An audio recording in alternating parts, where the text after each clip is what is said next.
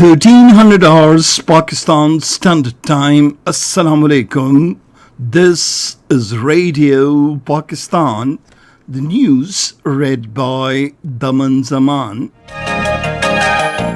The headlines.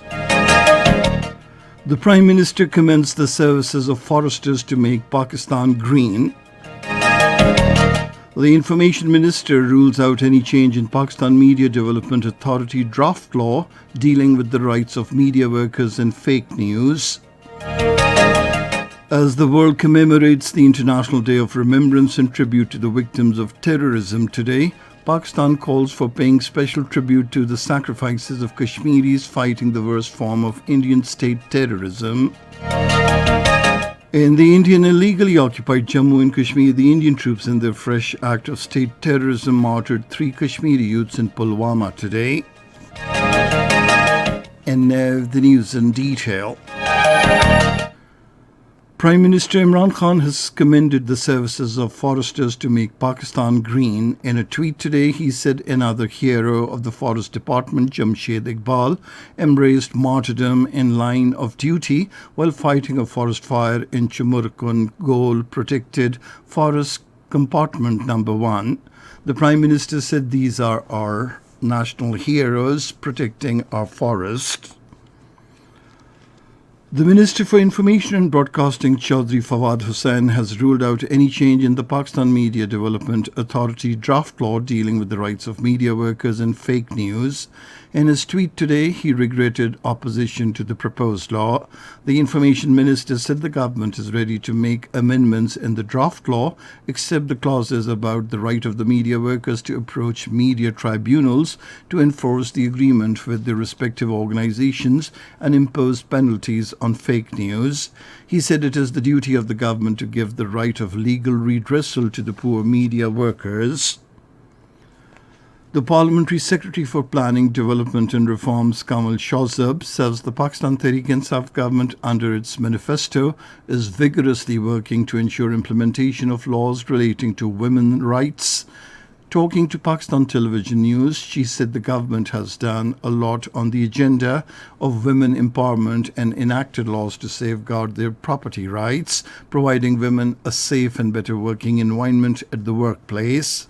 Replying to a query, she said the women lawmakers in the National Assembly need to work jointly for full implementation of women-related pending legislation.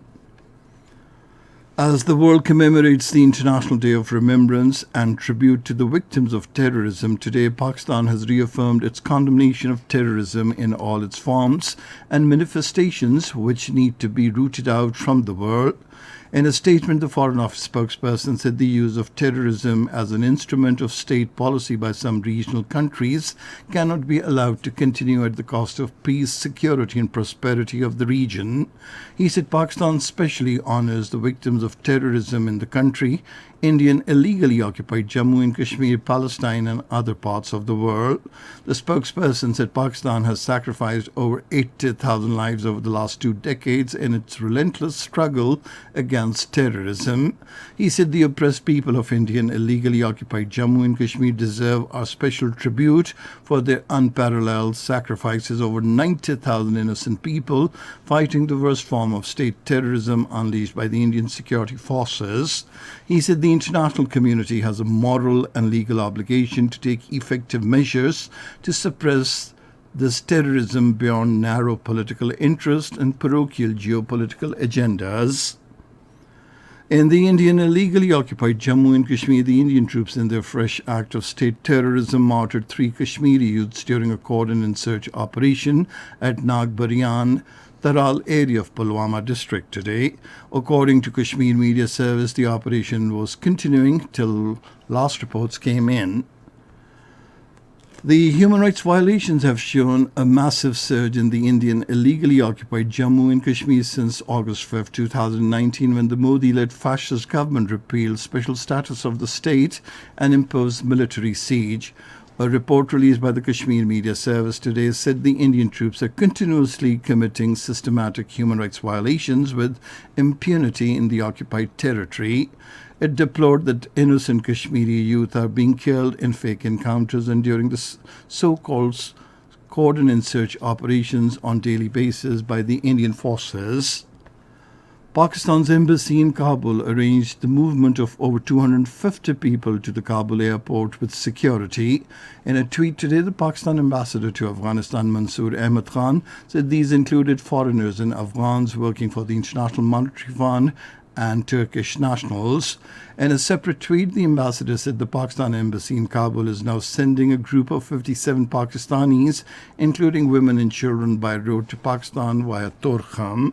And that is the end of this news bulletin. For more news and analyses, log on to our website, radio.gov.pk, and you can also watch the live video streaming of our bulletins on the link facebook.com/Radio Pakistan News.